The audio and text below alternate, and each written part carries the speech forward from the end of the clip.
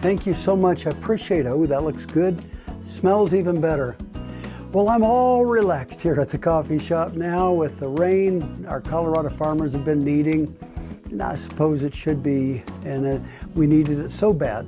It rained like it would never stop, and it's sunny again like we always knew it would be here in Colorado. And by the way, welcome to Colorado, because that's the way it is here. But here we are. Our nation is having a birthday, and we're going to celebrate it this Sunday. Evidently, we're 250 years old, and with that, America deserves a great celebration. And we have all sorts of church family taking advantage of the holiday and traveling, and I'm so happy that they are. They should be. I'm glad that you're here today, though, and that you'll be here this weekend.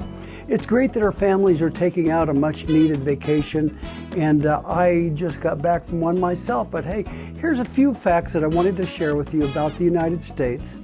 Did you know that the United States has the oldest active constitution in the entire world? And I almost tremble when I think about what the founding fathers gave up for our freedom. There are men and women, the likes of which the world has never seen, and I'd say the world may never see again. Many lost their homes, their fortunes, and their family members.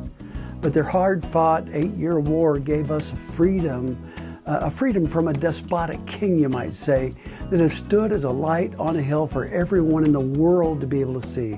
And you know, we really yearn for the rest of the world to be able to enjoy that same sense of freedom that we're able to enjoy every day.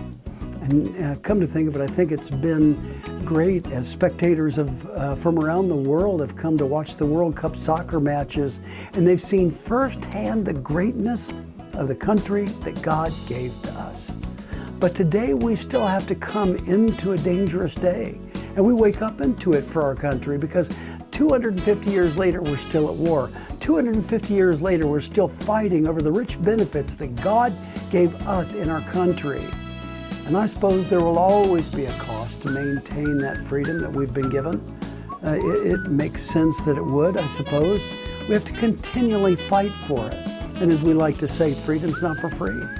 And one of the greatest presents ever given to any American is the ability to live free. But freedom today is seldom appreciated for the blood that it gives up to provide for it.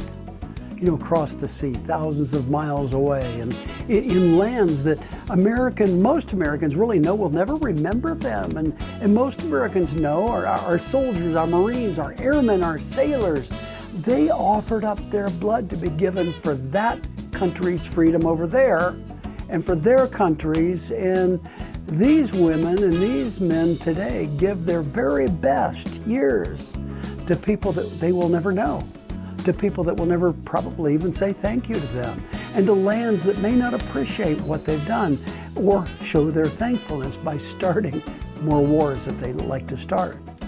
But we as Americans do it anyway, and believe it or not, I think that's one of the most unique, if not one of the most misunderstood presents that America can give to the rest of the world. The ultimate love that we offer back to the world for what God gave to us. And this takes me back to those founding fathers and the founding patriarchs of our country, men and women alike. Why would our foremothers be so keen on holding up their belief in God and why they would sacrifice their lives for our country that God gave to them? Why would they do that?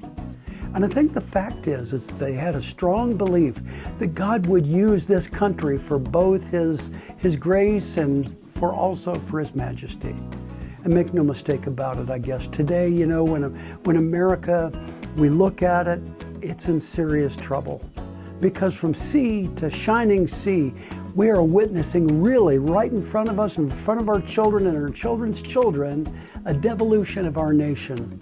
And whether it's the moral decay or the redefinition of marriage or media that's dumbing down what the truth ought to be and what it ought to be said to be, the nation that God gave to us so that we could experience freedom is becoming increasingly disillusioned.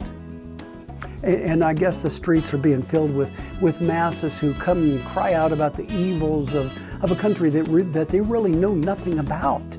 And Satan has always disliked anything that God loves. That much is clear. We all know that, but there is an answer. And throughout the past 2,000 years, it has been the same answer, and it's been the same answer time after time after time. So believe me when I say it, that it would seem that the church is the last bastion of defense against the gates of hell. We have to rise up as the church, and we need to be counted.